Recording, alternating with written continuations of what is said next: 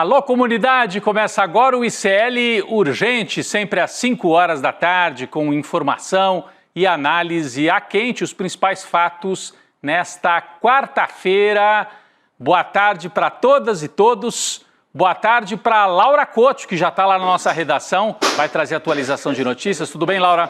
Boa tarde, Rodrigo. Boa tarde para todo mundo que está nos assistindo. Estamos de volta aí depois do feriado. Exatamente. Boa tarde para você que mora nesse país em que o ex-presidente, que virou réu, foi intimado hoje dentro do hospital. Você já ouviu falar nisso?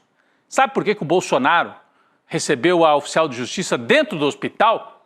A justiça estava maneirando, não estava querendo fazer assim uma citação oficial, olha, você virou réu. Mas daí o Bolsonaro resolveu fazer uma live para vender capacete do ex-piloto Nelson Piquet. Então o Xandão olhou e falou, bom, se ele pode fazer live para o Nelson Piquet, pode ser citado e oficialmente virar réu. Daqui a pouco nós vamos falar mais sobre isso, você não entendeu errado não. Bolsonaro fez uma live para vender capacete dentro do hospital em que está internado em Brasília. Daqui a pouco voltamos a falar disso. Bem, agora vamos tratar de um assunto sério. Agora há pouco, o presidente Lula mandou demitir o presidente do Instituto Nacional do Seguro Social, o famoso INSS. Alessandro Stefanuto teve a sua demissão decidida pelo presidente Lula, que falou com o ministro da Previdência, o Carlos Lupe, do PDT, com a ordem de demitir o presidente do INSS. Está aqui a manchete no nosso site, se você quiser mais detalhes. É um escândalo que estourou hoje durante o dia. A Justiça já havia afastado Stefanuto das suas funções por conta de uma operação conjunta da CGU, a Controladoria Geral da União, e da Polícia Federal. Esse aqui é o Stefanuto, tá? O presidente do INSS. Esta operação da Polícia Federal investiga uma fraude de mais de 6 bilhões no órgão, no INSS, fraude relativa a contribuições de aposentados. Além de Stefanuto, outros 5 servidores do INSS também foram afastados por decisão judicial. A Laura Couto vai explicar melhor para a gente este caso. Laura, além da decisão da Justiça, agora há uma decisão do Lula também, né, pela demissão definitiva do presidente do INSS, mas conta pra gente como é que se deu esta investigação e esse escândalo. Rodrigo, é o seguinte, a fraude consistia em descontar de aposentados e pensionistas do INSS valores mensais da folha como se eles tivessem se tornado membros de associações e entidades, quando na verdade eles não tinham se associado ou autorizado esses descontos. Essas cobranças irregulares eram aplicadas diretamente na folha de pagamento dos benefícios e teriam acontecido entre 2019 e 2024, somando aí um total de 6 bilhões e 300 milhões de reais. Essas associações envolvidas no esquema prestavam serviços como assistência jurídica para os aposentados e ofereciam descontos em academia e plano de saúde. Só que muitas dessas associações nem tinham permissão legal para oferecer esse tipo de serviço. O esquema chegou a contar com falsificação de assinaturas. A Polícia Federal afirma que a direção do INSS agiu para liberar o desconto da folha de aposentados, mesmo depois de uma série de denúncias dos órgãos de fiscalização. Rodrigo. Muito bem, Laura, o seu resumo aí dá para a gente entender perfeitamente. Então, o INSS permitiu que se descontasse dinheiro direto lá da conta dos aposentados e fosse esse dinheiro para entidades que não tinham autorização para fazer esses descontos. Um escândalo de mais de 6 bilhões de reais, importante. A CGU, que é um órgão do governo, e a Polícia Federal fizeram as investigações e tomaram a decisão, na verdade não tomaram, né? Quem tomou é a Justiça, mas permitiram que a Justiça tomasse a decisão de afastar o presidente do INSS. Alessandro Stefanuto foi nomeado para o cargo de presidente do INSS em julho de 2023 pelo ministro da Previdência, Carlos Lupe, que é do PDT. O ministro disse assumir inteira responsabilidade. Está aqui o Carlos Lupe aqui no nosso telão, né, ao lado do presidente Lula. O Lupe disse assumir inteira responsabilidade e defendeu o Stefanuto hoje, hein? Chamou a atenção. Na hora que vem uma investigação dessa, a gente espera que o ministro da Previdência defenda os aposentados. Mas o Lupe correu para defender o presidente do INSS que ele havia nomeado. Disse que o Stefanuto merece amplo direito de defesa, sem dúvida. Merece, mas os aposentados também merecem, ministro Lupe. Olha, Além do Stefanuto, foram afastados procurador-geral do INSS, coordenador-geral de suporte ao atendimento ao cliente, o diretor de benefícios, coordenador-geral de pagamentos e um policial federal suspeito de dar suporte ao suposto grupo criminoso. O ministro da Justiça, Lewandowski, deu uma entrevista coletiva hoje sobre o assunto. Ele estava ao lado do diretor da PF, o Andrei Rodrigues, e também ao lado do ministro da AGU, Vinícius Carvalho. Também estava lá com ele o Carlos Lupe, ministro da Previdência. Lewandowski disse que os aposentados prejudicados foram vítimas fáceis do esquema. Vamos ouvir o Lewandowski. O presidente mostrou grande preocupação e interesse com relação a tudo o que ocorreu, pediu detalhes, falei com ele logo de manhã, por volta das 7h da manhã, em que quis se inteirar também dos detalhes. Nós fizemos depois, na parte da manhã, com os ministros aqui presentes, uma reunião de avaliação para saber o que é que foi descoberto até o momento e quais as providências, sejam elas policiais, sejam elas administrativas, que serão tomadas daqui por diante, para impedir, para evitar que os aposentados sejam continuadamente lesados. Trata-se, portanto, de uma operação de proteção dos aposentados. Foi uma fraude contra os aposentados, pessoas que estão numa fase já adiantada da vida, por isso estão naturalmente debilitadas, foram vítimas, digamos assim, fáceis destes criminosos. Aí você ouviu a fala do ministro da Justiça, o ministro Lewandowski. Chama a atenção que nessa mesma coletiva o Carlos Lupe, ministro da Previdência, tenha saído em defesa do presidente do INSS. É verdade que esse esquema, ao que tudo indica, começou antes da atual gestão do INSS, vem de 2019, segundo a investigação da Polícia Federal. Ainda assim, temos que entender melhor, claro, amplo direito de defesa, etc. Mas o principal, evitar que aposentados sejam lesados. Aí foi a fala do Lewandowski, correta. Essa deve ser a prioridade. O Carlos Lupe, do PDT, parecia mais preocupado em não desagradar o dirigente ali do INSS. Disse, não, ele merece todo o direito à defesa, é um quadro importante. Algumas horas depois veio a ordem do Palácio. Lupe, demite o Stefanuto. Ficou ruim a posição do ministro Carlos Lupe. A gente tem imagem aqui do Carlos Lupe? Acho que tem, né? Mostramos agora há pouquinho o Carlos Lupe ao lado do presidente Lula. Ficou ruim a posição do Carlos Lupe nesta crise. Ficou ruim. E ele é um dirigente do PDT, que não é um partido grande, mas é um partido de médio porte, tem votos no Congresso. Então, como é que fica? O Lula vai romper com o Lupe tem condição de seguir à frente do ministério? Vamos aguardar. É uma ação do próprio governo para coibir fraudes que atingiram os aposentados. É algo muito sério. Vamos acompanhar o desdobramento desta crise. Falando em problemas no Ministério, o presidente do Senado, Davi Alcolumbre, que é do União Brasil do Pará, deve indicar um nome, considerado um nome técnico, para ser o novo ministro das Comunicações do governo Lula. Você se lembra, né? Algumas semanas atrás, Lula demitiu Juscelino Filho, indicação do União Brasil, do partido do Alcolumbre. O Lula demitiu o Juscelino Filho também por uma denúncia de corrupção. Aí o Lula nomeou fez o convite, né, para um outro membro do União Brasil, que disse que topava e depois disse que não. Desistiu da nomeação. Há uma crise, há um vazio aí e uma dificuldade com o partido União Brasil. As informações de que o Alcolumbre deve indicar um nome técnico, né, são de aliados do senador e também de auxiliares da presidência da República. Laura Couto, mais uma vez, da nossa redação, traz mais detalhes sobre esta dificuldade, né, do Lula com a União Brasil. Laura.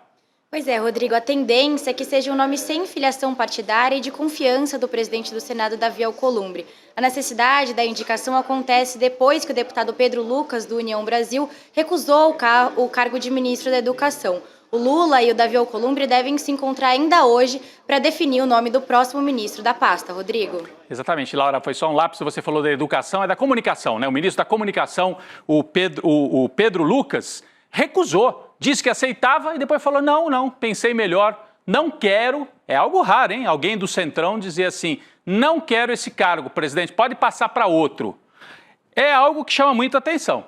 União Brasil, 2/3 da bancada desse partido deu assinaturas para o projeto de urgência para a tal da anistia para os golpistas. Então, União Brasil, 2/3 está com o golpe, está com o bolsonarismo. O União Brasil tem até pré-candidato a presidente da República, o Ronaldo Caiado. Outro dia lançou a candidatura lá na Bahia, né? O Ronaldo Caiado. Então, a União Brasil é um partido que não sabe se fica ou se sai. Ser ou não ser governo, né? É uma crise e é um vazio aí no Ministério das Comunicações. Olha o Caiado aí lançando a candidatura dele à presidência da República lá na Bahia. Né? Vamos seguir acompanhando o desdobramento também desta crise. O Lula, portanto, tem 2 crises aí para administrar, né? Previdência Social, estancou, né? Estancou o escândalo, mas tem uma crise política com o PDT, e Ministério da Comunicação, porque a União Brasil não tem ainda um nome para indicar e tem candidato a presidente de oposição ao Lula. Isso que é curioso e é preocupante pelo lado do governo. Mas se há problemas do lado do governo, do outro lado também há um líder hospitalizado e enrolado com a justiça. Um líder que virou réu. Está aí a manchete na tela. Por ordem do ministro Alexandre de Moraes, hoje uma oficial de justiça bateu lá na porta, ó, toque, toque, toque, Bolsonaro, lá no hospital, no DF Star, para intimar o ex-presidente e dizer para ele, olha, começou o processo, a ação penal contra você por golpe de Estado está rolando no STF. Vocês sabem que tem que ter essa formalidade, né? Quem vira réu tem que ser intimado pela justiça e avisado. O Alexandre de Moraes vinha tendo cautela, porque você tem um réu que está hospitalizado, uma cirurgia, mostra ali a cicatriz todo dia nas redes sociais. Mas daí o Alexandre de Moraes falou, eu vou citar, vou mandar o oficial de justiça bater lá. Sabe por quê? Porque o Bolsonaro andou fazendo live, andou falando com todo mundo, andou transformando o hospital em palanque. Laura Couto, que história foi essa? Conta melhor pra gente, por favor. Pois é, Rodrigo, em nota, o STF afirmou que estava esperando o momento adequado para intimar o Bolsonaro, já que ele estava internado na UTI. Só que na segunda-feira, o ex-presidente Jair Bolsonaro deu uma entrevista para o SBT Brasil, direto do quarto da UTI, e na terça-feira ele participou com uma live com os filhos dele, o Carlos, o Eduardo e o Flávio, e o ex-piloto Nelson Piquet, para vender capacete, Rodrigo. Você não entendeu errado, não. O Bolsonaro fez live para vender capacete para o Nelson Piquet. Eles são amigos, né? Olha aí, ó. Olha aqui, tá aqui no telão. O Bolsonaro com cicatriz, com tubo no nariz e tal. Na live, olha lá, o Piquet e os filhos do Bolsonaro fazendo a venda do capacete. Se pode vender capacete, pode virar réu, pode ser citado, né? Pode andar o processo que deve terminar, provavelmente, com a condenação de Jair Bolsonaro por coordenar um golpe de Estado. Lembrando que o Piquet, né, já guardou pertences para o Bolsonaro na fazenda dele, lá em Brasília, e já até dirigiu o carro, o Rolls Royce presidencial, de piloto de Fórmula 1, de tricampeão de Fórmula 1, a piloto de carro do Bolsonaro. Olha aí a imagem. Sabe de quando que é isso aqui, gente? 7 de setembro de 2021, aquele fatídico 7 de setembro golpista, em que o Bolsonaro fez o ato em Brasília, depois foi para São Paulo, disse que não aceitava mais as decisões do Supremo Tribunal Federal, tentou dar avançar ali num golpe de Estado. Teve que pedir desculpa mais tarde pro Xandão. Mas usou o Piquet de piloto de carro oficial no dia do 7 de setembro e agora o Bolsonaro retribui vendendo capacete dentro do hospital. Bom, são as bizarrices do bolsonarismo, ainda bem que a gente provisoriamente se livrou disso, pelo menos no poder, né? Pelo menos no poder. Integrantes da bancada do PL na Câmara dos Deputados fizeram hoje uma oração em frente ao hospital DF Star, quer dizer que foi a oficial de justiça e também foram os deputados fazer desta oração lá onde o ex-presidente está internado desde o dia 11 de abril. Olha aí a manchete, bancada do PL ora em frente ao hospital onde o Bolsonaro está internado. O ato religioso foi convocado por Sóstenes Cavalcante, está aqui na imagem, ó, que é o coordenador do projeto de anistia. Tinha a bandeira de Israel, não podia faltar, né? E tinha a presença de várias lideranças da extrema-direita brasileira. O Sóstenes Cavalcante, que também é pastor, recebeu carta branca do presidente do partido, Valdemar Costa Neto, segundo o site Poder 360. Laura Couto atualiza para a gente, por favor. Rodrigo, essa manifestação aconteceu por volta das 10 da manhã, ali no gramado em frente ao hospital onde o Bolsonaro está internado. Estiveram entre os presentes o deputado Gustavo Gayer, a deputada Carol de Tone, Carlos Jordi, Marco Feliciano e Carla Zambelli, que estava aí um pouco desaparecida. Nessas orações, os apoiadores pediram pela recuperação do ex-presidente e que ele volte à presidência em 2026. Agora, uma coisa curiosa, o ex-candidato a presidente Padre Kelmon vai realizar uma missa nas proximidades ali do hospital hoje à noite por volta das 8 da noite. O Bolsonaro segue com visitas limitadas por determinação médica e por pedidos da família também, mas na live que ele fez na segunda-feira, ele disse que deve ter alta na próxima segunda-feira, Rodrigo. Pois é, está com visitas limitadas, mas pode fazer live para vender capacete. Padre Kelmon vai fazer uma vigília, vai rezar uma missa ali na frente do hospital hoje à noite. Ele já foi chamado de padre de festa junina, né, o candidato padre, né? Em 2022, cumpriu aquele papel de agitação bolsonarista, de provocador na eleição de 2022. O Bolsonaro está avisando aí que deve sair do hospital semana que vem. Vamos ver. Vamos ver se ele sai do hospital. Já vai sair do hospital réu, com o processo andando, com a ação penal andando lá no STF. Mas vocês viram que a Laura citou um dos nomes que compareceram a esta vigília de orações lá no hospital, a Carla Zambelli. A Laura Couto até disse, ela andava sumida, andava mesmo, né? Está toda enrolada também na justiça. E a Carla Zambelli, nós temos novidade dela, sobre ela, de hoje, hein? Novidade, notícia fresquinha. A primeira turma do STF marcou, a primeira turma, a mesma que está julgando os golpistas, a primeira turma marcou para 9 de maio o início do julgamento da ação penal específica contra a deputada Carla Zambelli e também contra o hacker Walter Delgatti, o famoso hacker de Araraquara. Eles são acusados de invadir os sistemas do Conselho Nacional de Justiça. Olha os dois aí na foto. Laura Couto, vai começar mais um julgamento aí envolvendo a Carla Zambelli. Pois é, o julgamento vai acontecer no plenário virtual, Rodrigo, e deve durar até o dia 16 de maio. O relator do caso é o ministro Alexandre de Moraes. A ação contra a Carla Zambelli e o hacker Walter Delgatti já está na etapa final, ou seja, quando todos os réus e testemunhas já foram escutados. Então agora cabe aos ministros decidirem se os réus devem ou não ser condenados e quais vão ser as eventuais penas para cada um deles. A Zambelli é acusada de ter orientado o hacker Walter Delgatti a invadir o sistema do Conselho Nacional de Justiça para produzir um falso mandado de prisão contra o Alexandre de Moraes, assinado por ele mesmo. Uma história meio maluca. Bom, enfim, a defesa da deputada pediu aí para adiar o julgamento e levar ele para plenário físico, Rodrigo. Tudo bem, o Walter Delgatti tem uma história incrível, porque ele também, né, Laura, teve um papel fundamental ali na Vaza Jato, né?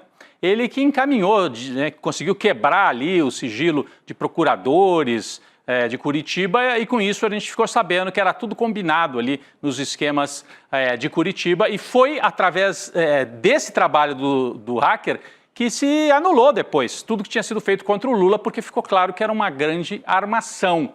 Depois o Walter Delgatti resolveu se bandear para o lado da extrema-direita e da Carla Zambelli. Um personagem confuso, né, cheio de idas e vindas, e está aí metido agora com a deputada Carla Zambelli.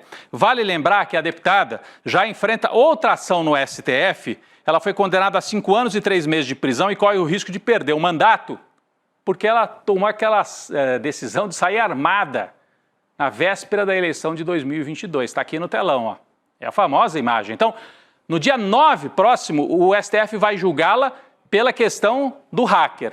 E ela já está com o julgamento por causa destas imagens aqui, dessa atitude dela de sair armada, apontar uma arma contra a cabeça de um homem na véspera da eleição de 2022. Por enquanto, o julgamento relativo a esse fato aqui está suspenso depois que o Cássio Nunes Marques pediu vista do processo, isso é, pediu mais tempo para analisar exatamente as acusações contra a Carla Zambelli. Bom, saímos da Justiça e atravessamos a Praça dos Três Poderes, vamos ali ao Congresso Nacional. Novidades, o deputado federal Glauber Braga, do PSOL do Rio de Janeiro, apresentou um recurso à Comissão de Constituição e Justiça contra o processo que pede a sua cassação. O Glauber alega que o processo seria resultado de perseguição política. supostamente orquestrada pelo ex-presidente da Câmara, o Arthur Lira, que não gosta nada, como a gente sabe, do Glauber. O deputado do PSOL alega que o processo teria falhas de ordem formal, inclusive advogados explicaram, né? O relator do caso lá no Comitê de Ética é um deputado que também já cometeu agressões, não poderia ser relator de um caso como esse, né? E pediu a cassação, que foi aprovada na Comissão de Ética, lá no Comitê de Ética da Câmara. O Glauber passou a ser alvo de representação em abril de 2024, depois de expulsar da Câmara o provocador do MBL, Gabriel Costenaro, um militante da extrema-direita. O parlamentar, o Glauber, fez greve de fome durante uma semana em protesto, né, contra esse processo, e ele desistiu depois de um acordo com o presidente da casa, o Hugo Mota. Nós vamos seguir acompanhando os desdobramentos. Tem essa ação na CCJ e ele vai tentar depois também reverter a decisão no plenário da Câmara dos Deputados. Vamos falar agora sobre o velório do Papa Francisco, né, e a sucessão do Papa Francisco. O corpo do Papa chegou hoje à Basílica de São Pedro, no Vaticano. Nós vimos as imagens do caixão sendo carregado por cardeais, né? Ali ao lado estavam guardas, a chamada guarda suíça, que faz ali a guarda de honra do papado, um caixão simples de madeira, as imagens estão aí na tela, o caixão de madeira e zinco foi escolha do pontífice, rompe com a tradição papal de velórios muito pomposos. Então o corpo do Papa Francisco já se encontra lá na Basílica, em Roma, na Basílica de São Pedro. A visita do público está aberta até sexta-feira, né? O público vai passando lentamente ali ao lado do caixão, né? E o enterro está marcado para o próximo sábado. Mais de 100 cardeais já chegaram ao Vaticano, porque a gente sabe que depois das cerimônias do enterro vai acontecer a sucessão, né? O chamado conclave para escolher o novo Papa que vai ocupar a cadeira que até então pertencia ao Papa argentino, ao Papa Bergoglio. Até agora, diversos chefes de Estado já confirmaram a presença no velório do Papa Francisco.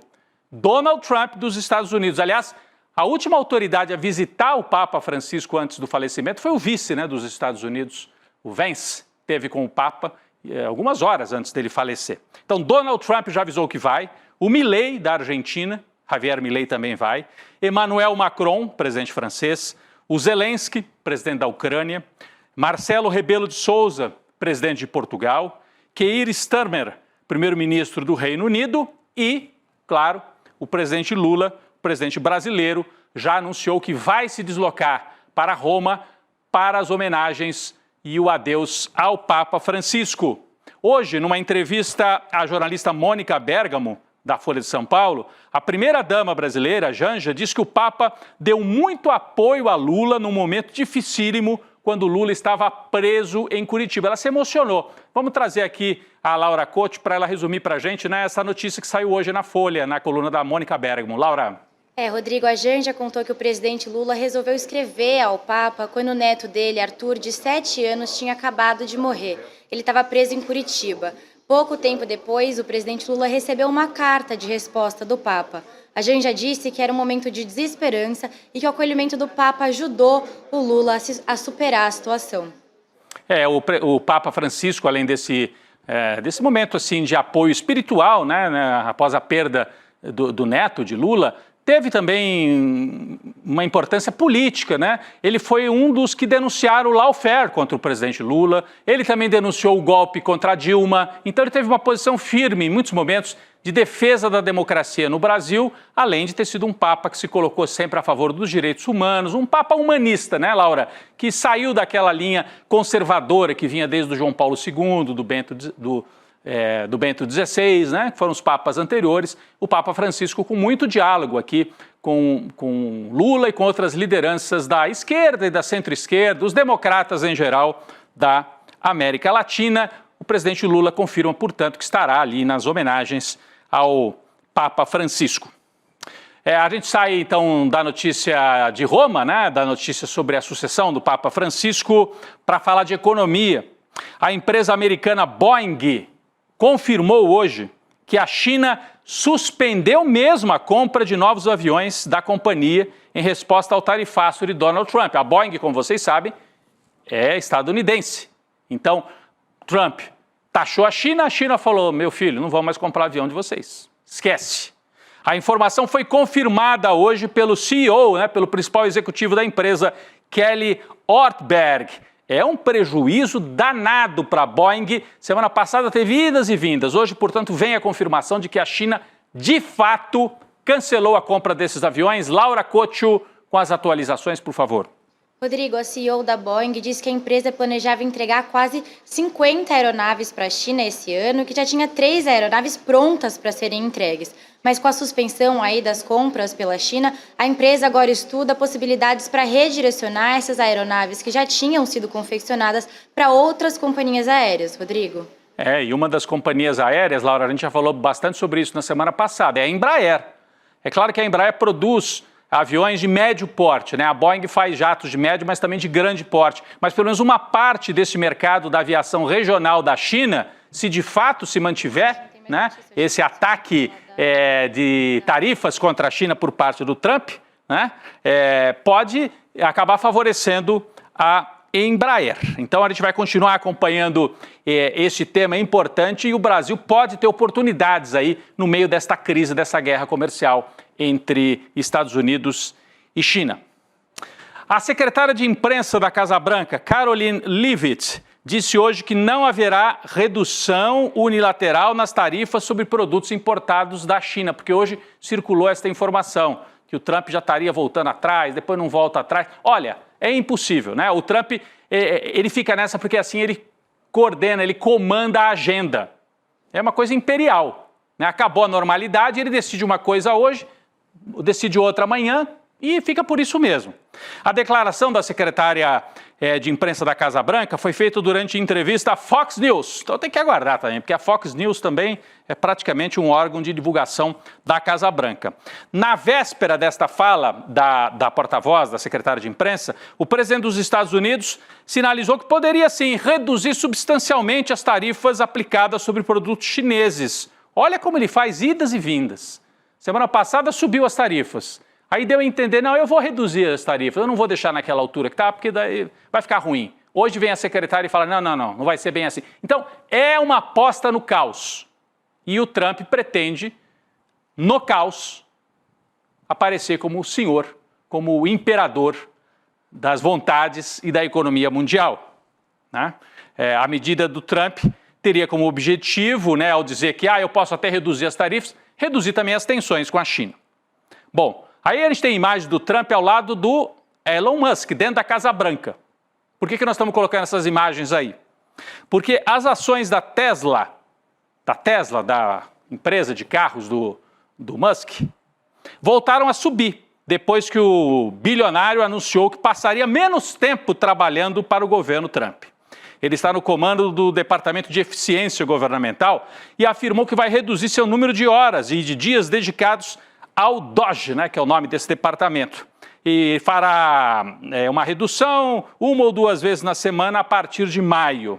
Os preços das ações da Tesla tinham sofrido uma queda de quanto? Por 50%, Mas os investidores prometem deixar isso de lado se Musk voltar aos negócios. É isso. Então, os investidores que tinham apostado contra a Tesla, hoje fizeram as ações subir, porque ele disse, eu vou sair do governo e me dedicar mais aos negócios. Então, ele também vai jogando com o mercado, jogando com os investidores para lá e para cá. Vale lembrar que os lucros da Tesla caíram 71% no primeiro trimestre deste ano e essa queda coincidiu justamente com o período em que Elon Musk participou mais ativamente desse início do governo Trump. Gente, tem uma estreia chegando aqui no ICL, não perca, hein? Tem tudo a ver com comunicação e com política. A série Folha Corrida mostra como o jornal Folha de São Paulo cedeu carros, perseguiu jornalistas e colaborou com o aparato repressivo durante a ditadura militar. Folha Corrida. A produção foi baseada numa pesquisa, do Ministério Público Federal em parceria com universidades públicas. Então, a pesquisa foi feita, foi tudo documentado e isso virou uma série documental que você vai assistir aqui no ICL. Não perca a exibição gratuita do primeiro episódio. São 4. Eu assisti a pré-estreia no cinema, é sensacional. Tem jornalistas lá dos anos 60 e 70 dando seu testemunho do que a Folha de São Paulo fez em parceria com a ditadura. Emprestou até carro para fazer campana contra o pessoal que se opunha à ditadura militar.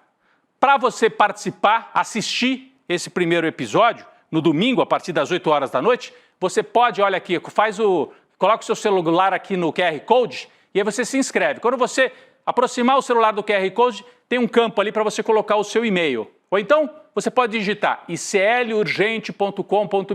Também vai aparecer ali. Você põe o e-mail e no domingo, um pouquinho antes, a turma do ICL te avisa. Assista Folha Corrida, que faz a denúncia. É coisa séria, baseada em documentos coletados por pesquisadores das universidades públicas. Fica o convite aí, daqui a pouco começa o ICL Notícias, segunda edição, com Gabi Varela e toda a equipe do ICL. Valeu, gente. O ICL Urgente também com a Laura Couto. Laura, obrigado mais uma vez, né, pela participação e pela presença. Volta amanhã. Valeu, Laura. Valeu todo mundo. Tchau, tchau, Rodrigo. Tchau. Até. Tchau. O dia 27 de abril vai ser um dia histórico para o país. Um grupo de muitos pesquisadores passou mais de 2 anos entrevistando mais de 40 pessoas e analisando centenas e centenas de documentos para poder reescrever a história da relação entre o maior jornal do Brasil e o regime da ditadura. Essa pesquisa deu origem a uma série documental feita por um dos mais premiados diretores do Brasil, Chaim Litevski, chamado Folha Corrida. A relação entre a Folha de São Paulo e o regime da ditadura. Uma série documental que ninguém poderia exibir, a não ser um grupo como o ICL, que tem total independência e muita coragem.